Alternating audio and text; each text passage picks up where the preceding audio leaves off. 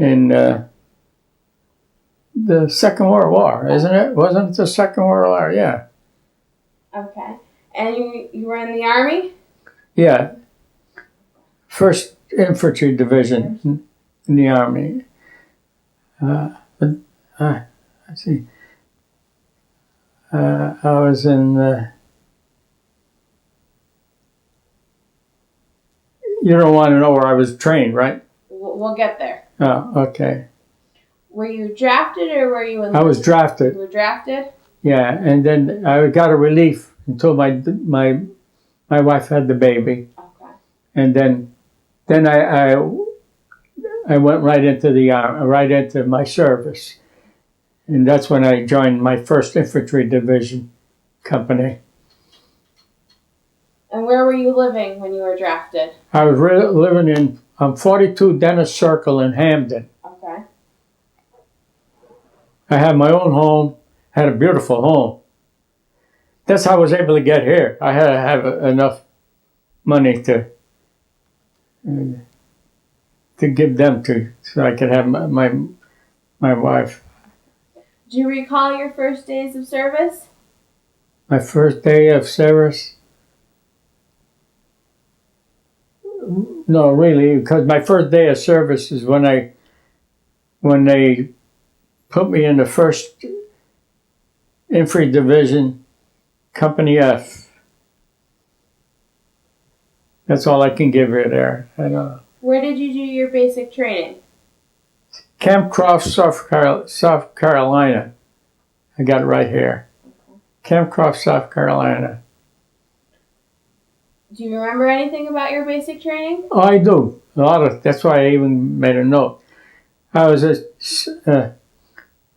trained in Camp Croft, South Carolina, as an infantry rifleman, Okay. and of course I learned how to fire all weapons like machine gun, BAR, Browning automatic rifle. Rifleman, BAR, all the infantry weapons, I could say.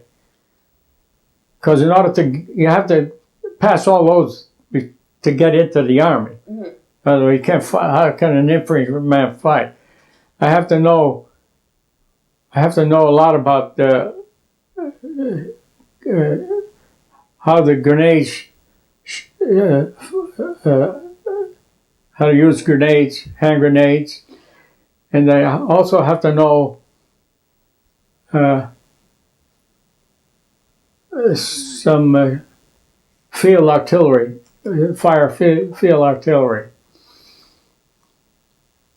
Before that, I had basic. See, you're missing a lot, though. See, I just remember now. Before I was going to school, I had in mind to be in the Army, and I wanted to be I wanted to be high in the service, like. So I started training when Roosevelt had the plan to give I was in the Citizens Military Training Camp. That's a CMTC.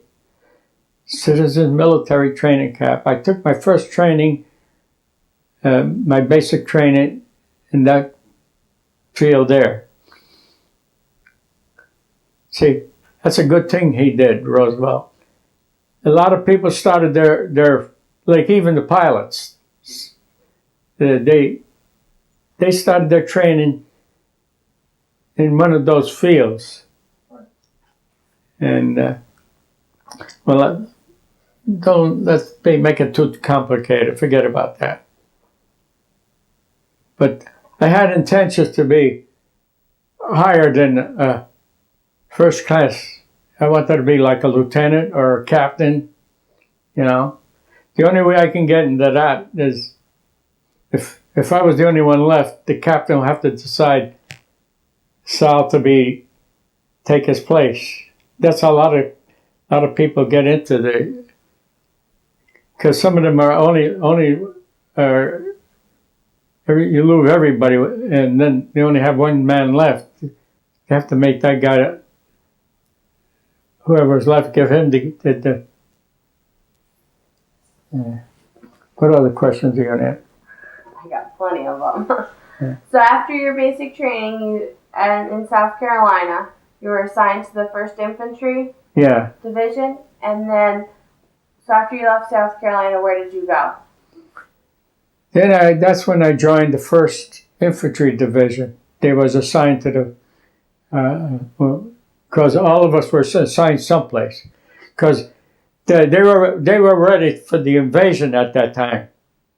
I mean, I don't know for a fact, but I know that we were being trained for the first assault, and I remember that, but I can't prove anything on that. They have records to decide where when I went there, but I was in the. I made the. In other words, I survived enough to all the battles to get into the Hyrcan Forest. No, before that, that's right. Wait a minute. Before that, I went to the. I was with Company F as a rifleman, and I went up to Givet, France. That town was already taken when I went there. I was in Givet, France. We lost men before that, but I don't know who they were. And then I went into the Hyrcan Forest. Okay. That's where I would say that was my baptism of war, really war. I mean, not a mop up like Givet. Givet was like a picnic, and let's see. I was still with some of my buddies.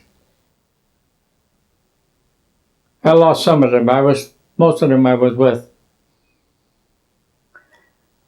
We were captured by the German Panzer Division, the tanks. Okay. German tank division. Do you remember what month or year it was? No, it was right after Thanksgiving. I don't know what that was.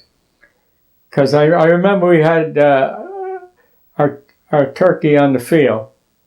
And after that, I got captured by the German Panzer, not me only, the whole battalion. They knew we were coming anyway. We had a green lieutenant there. He didn't know how to. My sergeant was telling him, "We're going too fast," and as my sergeant was speaking, he knew they were sucking us in to go, and see, they knew we were going. They had a cottage on the top of the hill there. They knew we were going for that because it was a good focal point to observe and to fire. They knew we were going for that. And my sergeant, I remember him telling me, we're going into, they're sucking us in. They know what we want to do over there, just like what you know what you want to do over there. And what happened was the tanks came in and they wiped us all out. That's when I was captured by the German Panzer Division. After you were captured, where were you sent? Sent us various camps, which I don't remember until I got to my main camp. Was in Stalag. Where Stalag was I in? I was a prisoner of war in Stalag 4B. That was my Stalag 4B. Was with my Stalag. And that's where I lost my eye, my right eye. Kronk is second German, and they didn't want to know anything. They wanted to go out, so I wasn't going out. So they took the rifle and hit me on the head, and I didn't pass out. They just hit me. I know they were beating me some more, and then they beat me on the head. Then they beat me over here. My head, when I was chewed, my head was a big head, and his buddy, the German himself, he says, if you keep hitting him, I understood him to say, we can't get him out and they can't work. Because they were worried about me working, you know. Right. And he's something to that effect. Anyway, what's his name, my buddy, he knew how to speak German. He was a German. He was in the United States. He was a buddy. And he says, if it wasn't for his buddy that was hit him, the German buddy, he says, he tried to tell him, you keep beating him, and then he won't be able to go at all, you know? And then what are you going to do? So anyway, it's a good thing he stopped. Because I had to go to work anyway. But my buddies, I remember their name, but I can't remember them now. They picked me up and they held me and they covered me up all the time. In other words, when we were digging these pipelines for them to put the water through this town that they had, they were building some kind of a town, and where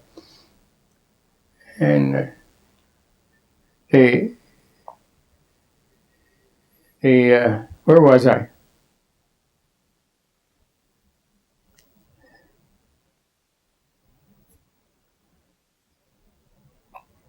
Well, I had to work anyway, and I remember working, and my buddies covered me up every time the guard, you know, they go away, like they just pass the ride, back and forth, and every time they used to go away, they used to shovel all the stones away for me, you know, and they covered me up. In other words, otherwise they might have got maybe another rifle butt someplace, you know.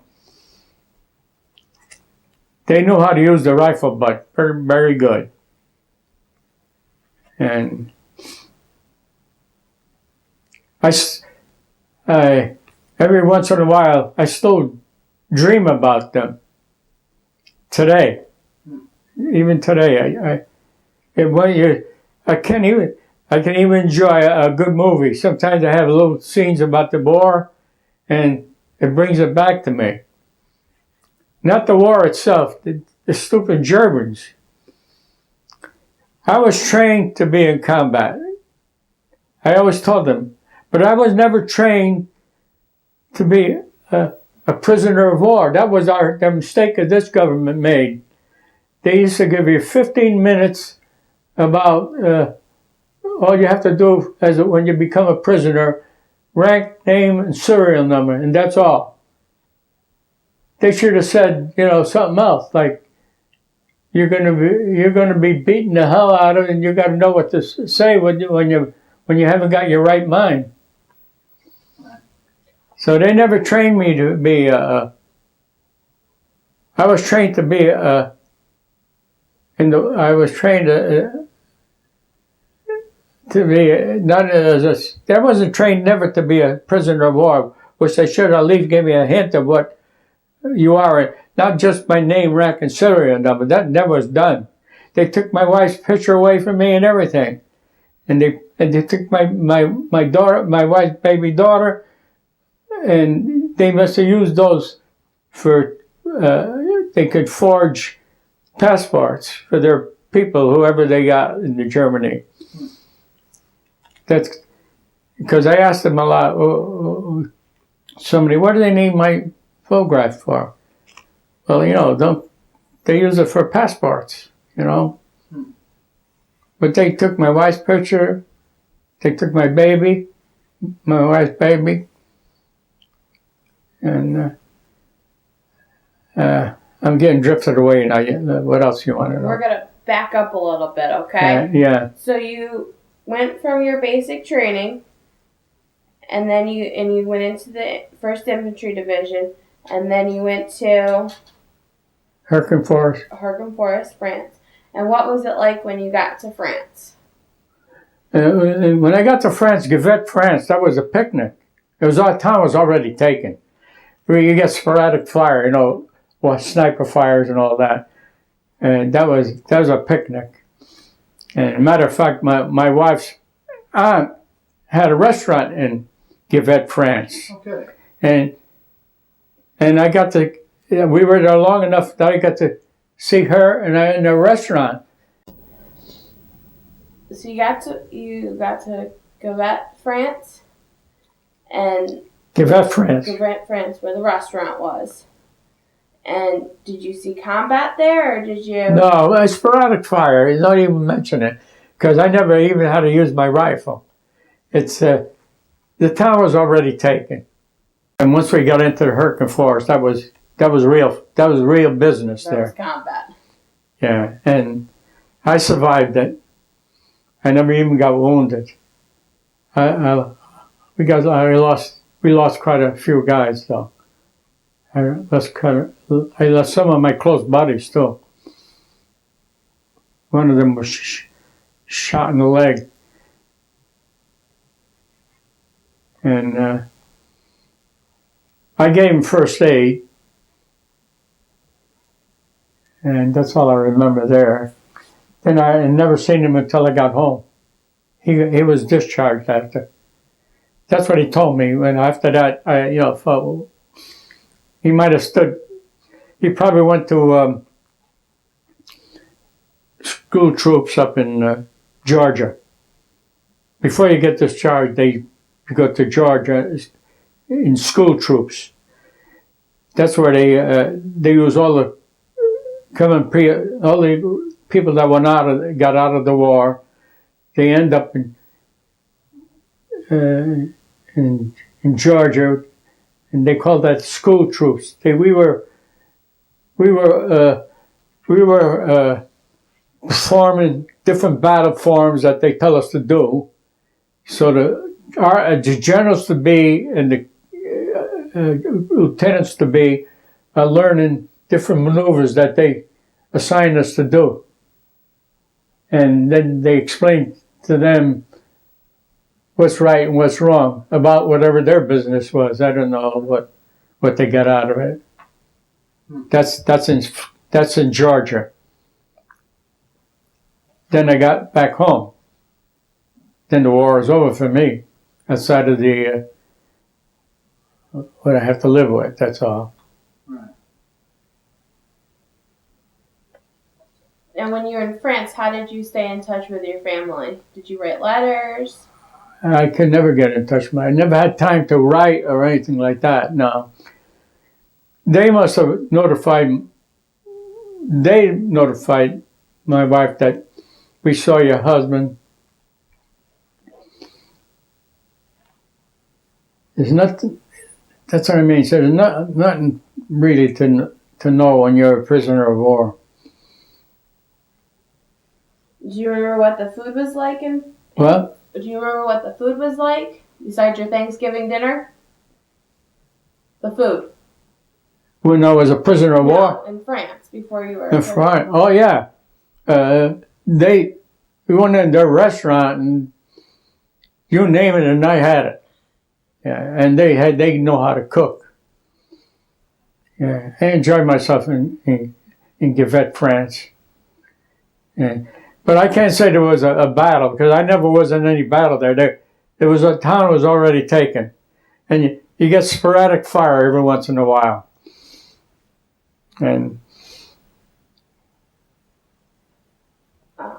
did you have plenty of supplies while you were in France? what kind of supplies? Ammunition, things like that? No, I didn't. I wasn't in there. I just went there in the restaurant, but then after that, I couldn't. They wouldn't allow me to go there every time I felt like it. We were still ready to go to war, and then we went into the Hurricane Forest, and that's when I learned. That was my baptism of fire. And not only fire, you get these shrapnels that used to explode prematurely, and that's how the shells used to hit the trees and explode ahead of time, and you get a lot of people that get wounded without even being in the battle. You know, the forest itself was a danger to us, and that's not a natural forest. The Germans built that after World War I, and they built that forest themselves. You could put that in history because they had plans way before we got there to use that. Because when we were in there, even when I was captured, I went in some of their bunkers.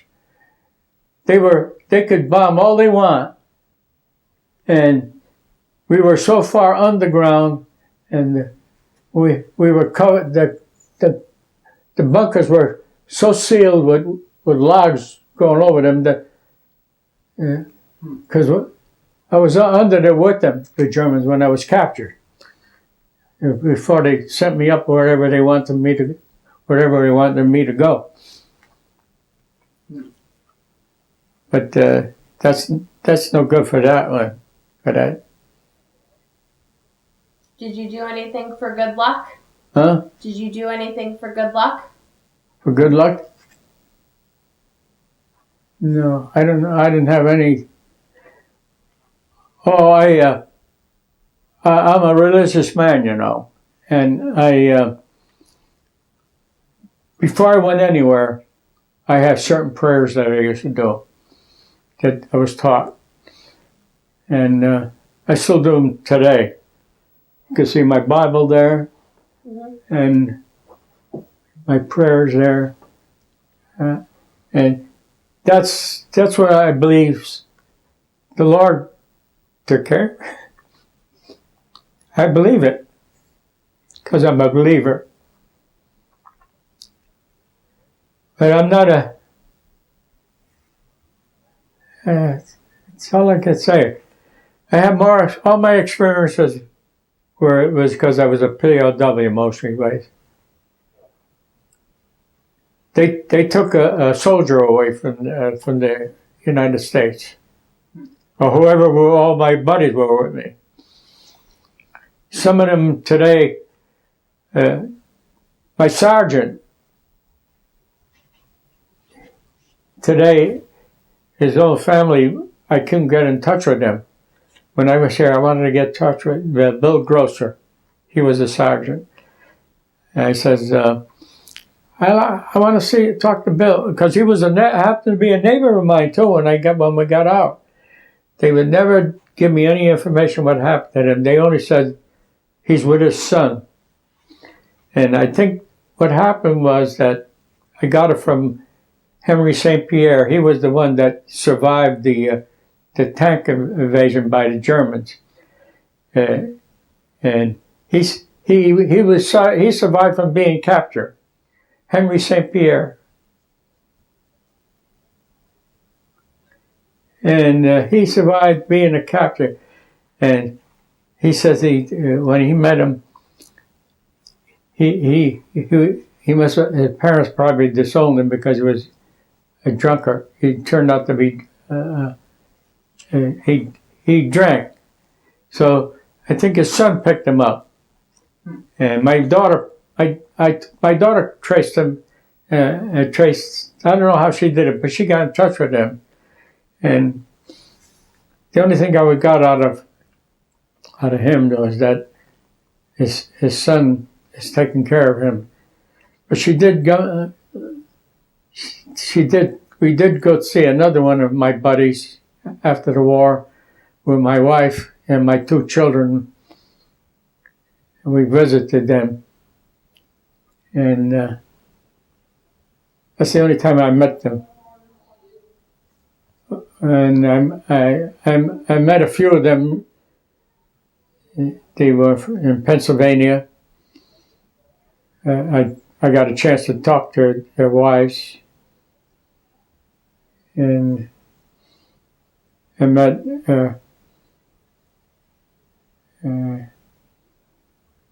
I saw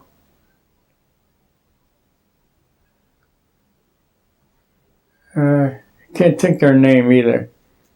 I even lost their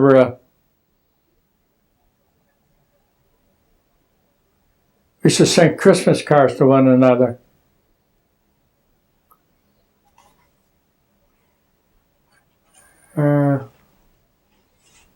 They were in Pennsylvania.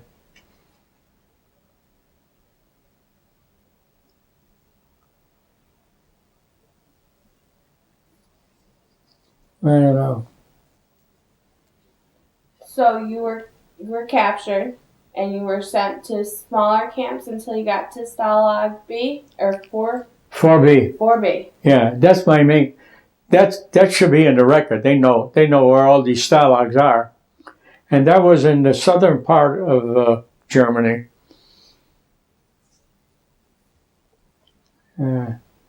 Was your whole platoon sent together? Not the whole platoon, just a few of them that survived. Mm-hmm.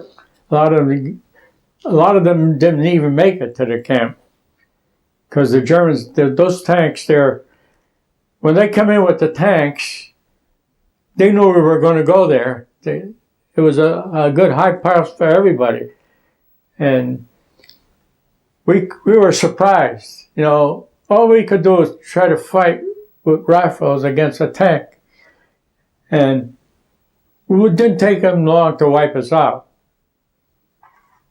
And Henry St. Pierre made it, because when I met him, he says that when the tanks came in and they leveled the whole, if we were in there, we wouldn't have a chance. They leveled the whole thing down with their tanks. And that's it there. Do you remember anything about the Stalag 4B? That's that's why they banged me. I couldn't go to work. I told you I thought I had a fever, and anyway, I knew I was sick anyway. And I says I can't go out. I can't make it. And the guy tried to say in English, you know, even this New York guy that came from New York, he tried to talk German to them and try to say, he can't wear, he's alles krank. He says, alles krank, I'm sick. When you're krank means sick. And say, alles, I am sick, you know? And he tried to speak to them, but they wouldn't listen, so they just keep beating you up.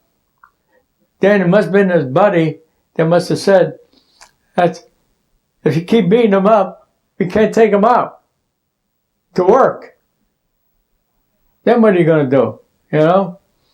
Because they used to take us out, line us up, if you're healthy, line us up, and you wait for hours until they finish their breakfast and everything. So you're waiting for hours in the cold, and you haven't got real clothes on anymore. You probably got rags that they gave you, you know, different clothing that they gave us. They took your clothing?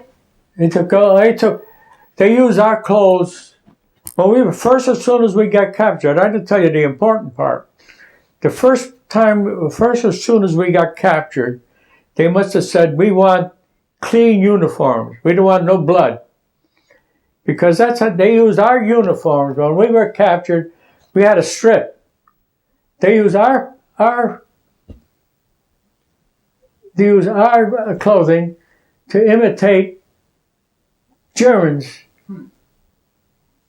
to fight the war, because they infiltrated us by using our clothing. They imitated that we were. They knew a lot of them knew how to speak English, and they imitated themselves like Germans and like English. So right away, our clothes were used for them to infiltrate the battle of the battle of the whoever those battles were. I forgot that battle. Bulge? Huh? Bulge? The Battle of the Bulge? The Bulge. No, yeah, the Bulge. When the Bulge happened, they were able to make that Bulge successful because they used our clothing to imitate the Germans were imitating the United States. And they got in there. That's how they got into the Battle of the Bulge there. And we lost a lot of men there because of that. Because they used our clothing. They made sure that, they don't want to get any blood, because it was a sure thing. When they came in with the tanks, they knew they were going to get a lot of POWs. And so you must have said, we want clean uniforms, And that's how they did it. That's my theory. And it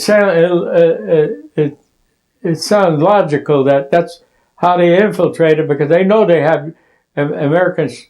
They know a lot of Americans were fooled, and that's how they got into the Battle of the Bulge. And then a lot of times they whoever was left on the field, the Germans backed up a truck and they machine gunned all the guys that were alive in the Bulge yet. There's a lot of guys that were alive before the Germans got there, and they did the job. See, a lot of people don't know about that. They used our full uniforms to infiltrate United States troops. That's how they got in there. It wouldn't have been that easy. They would have had more. It took Patton after to come in and clean them all out. Do you remember anything else about the camp where you were? Like your living conditions or anything? We never got food. Well, they had a place where they called the hospital. Because a lot of guys, after sooner or later, you're going to lose a lot of your prisoners of war too, And there was a lot of them that died. And some of them, their parents don't even know where their bodies are. And I know that because when they were burying, they used to have a casket they made. And they used to put, like they say, for instance, if I died, they would have put me in a casket. And then they would have had, when they get near the field of burial, they would take the body out and use the casket for somebody else, for some other dead prisoner of war. I says, that's against the Geneva Convention. You can't take a body out and anyway, I found out later. It made me feel good though. Well, anyway, they didn't think. I didn't think about it. I didn't think about it. Later, I found out in the magazine that I wanted to know the name of the prisoner that because we had to carry our prisoners to the field to be buried, and we were all volunteers. Naturally, we were healthy, so I was healthy, so I wanted to take my buddy, and I said, you can't do that. You can't take a body out. It's against the Geneva Convention. And anyway, they did take it out. But later on, I found out that who the soldier's name was, because it was in the POW magazine, and this woman that was there, I don't know who she was, but she found out the guy's name, who was, and he was exhumed, and he's buried in the United States. Lucky. Do you remember when you got released from the camp? Yeah, we went to Camp Lucky Strike. Okay. That was a nice camp they had. They call it Camp Lucky Strike, and they treat you like kings. You know, you get all the food you want, all the cigarettes. Lucky Strike, they want to sell cigarettes. So I had a duffel bag full of all kinds of tobacco, cigarettes, and when I came home, I distributed it to all my friends. They had a party. I had a whole duffel bag full. Right. And, you know, you could carry a lot in a duffel bag. Yeah. And that was a good thing they had. They had their purpose too. They had to make money too. But it was good. They treated us good too. You had a lot of food. And matter of fact, they warned them, because they warned me too and everybody. Watch out, because you're going to have diarrhea and everything, because you can't put an empty stomach that you never ate food. You start eating food, you get sick right away, which I did. Right. I mean, you can't help it. You see it, and then you got it for free. And I got sick. It took me a couple of days to recover. I was in the bathroom for months. Do you recall when your service ended? Huh? Do you recall when your service ended? Ever what? Do you remember when your service ended? No, let me think. No, it ended when I was in. I remember now. I said when we were released, we all go to Georgia, camp. What's that camp I said it was? Benning? No. No, where they learn how to be officers. I don't remember. I said it. Let's see.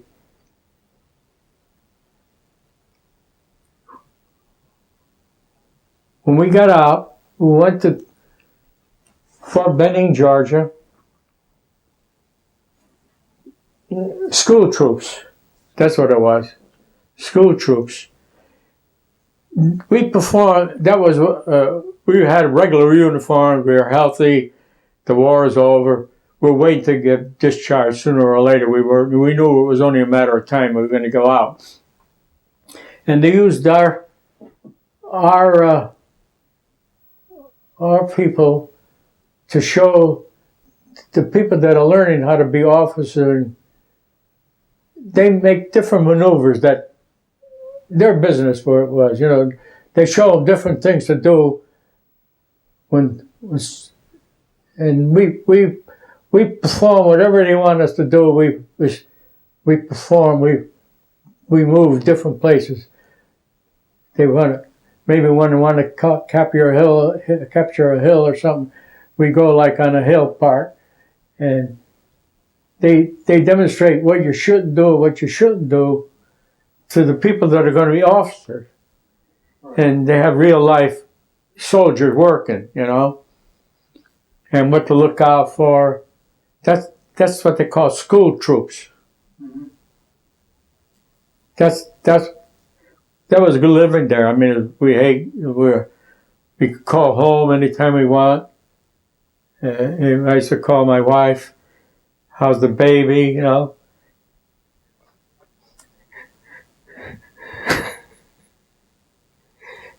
It was good. That's good. So you were in Georgia, and then you were discharged, and then did you come back to Connecticut? Yeah, that's when I went back to my paintings. That refreshed me. And because I already had a job before I left. I was a foreman, and they gave me the job back. But when you go back, it's not the same, you know. I had to get used to living, and I left as a foreman. I didn't get a foreman's job back because I didn't expect it back anyway. But they gave me different assignments to do, and I was capable because I was a machinist and I was a tool maker. I didn't forget my trade, and I wasn't making the money I was making. So my wife wanted to buy a house, and I agreed with her. I said, I'm going to get a different, I want to get more money. From now on, I'm going to work for money. And I went to I worked for a small company that used to be a subsidiary of Pratt & Whitney. And they did all Pratt & Whitney work. And that was a good job for me to take because they made good money. Pratt & Whitney pays good. And I became a tool maker with them. And then when they were bringing in these new machines, precision boring machines, to make planes, and they were going to the moon that time too. And they needed precision boring to make these precision bores, plus or minus a tenth of 1,000. That's really close. Right. Tenth of 1,000 is, you have to have it has to be as smooth as they used to have a chart. You run the chart over the metal that you to perform, and it has to read so much of a tolerance. Right. And then it was okay to put into the thing that was going to the moon, the plane or whatever it was, not the plane, the shuttle, whatever they call them. It has to be perfect, and the only way you can make it perfect is you have tools to see how smooth it is, you know. And the gauge tells you, plus or minus a tenth of 1,000 or 2/10 of 1,000, and they had to be perfect.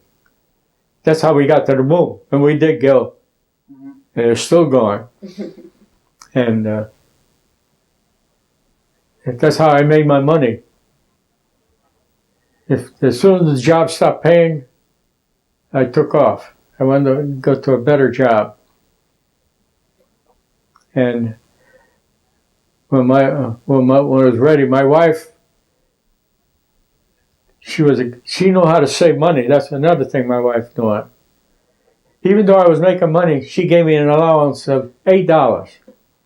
Yeah, that's how she made money. If you want to make money, she says, you gotta be thrifty. And I said, okay, anything you say. And they said an allowance. In those days, I didn't smoke in those days anyway, and I didn't drink, and I ate good food. I used to make bag lunch. She used to make a bag lunch for me, and it was better than any food I could buy in a restaurant. Right. And I made good money. To this day, I'm making good money. That's good. That's good. But how I got here is because I had to sell my house. And this place is not a cheap place. Did you make any close friendships while you were? Did you make any close friends while you were in the military? I couldn't get in touch, like I told you. They disowned. I think they disowned the sergeant because I think he was drinking. He ended up drinking, so he went and lived with his brother. Mm-hmm. My daughter found out where he was, and I got to see another my buddies through my daughter. All I had to do is give her the name, and she'd find it right away. She worked for the Yale School of Medicine, so she has a good job where she could use her computer and all that, you know. Did you join any veterans organizations? Huh? Did you join any veterans organizations? Did I join? The veterans organizations. No, I used to belong to the Federal Veterans of Foreign Wars, but I got tired of the meetings, you know. I wasn't too much of a patient person, and I didn't care too much for those kind of good times like I used to when I was younger. I didn't care too much to drink, like, you know, and I was more or less a changed person, really. I'm really not a good person to get along with. Let me put it back. Not because of the people, because of me. How did your service and your experiences affect your life? How can I say? I don't know. What do you mean? How did it accept my way? What way? Effect. Well, I can't forget.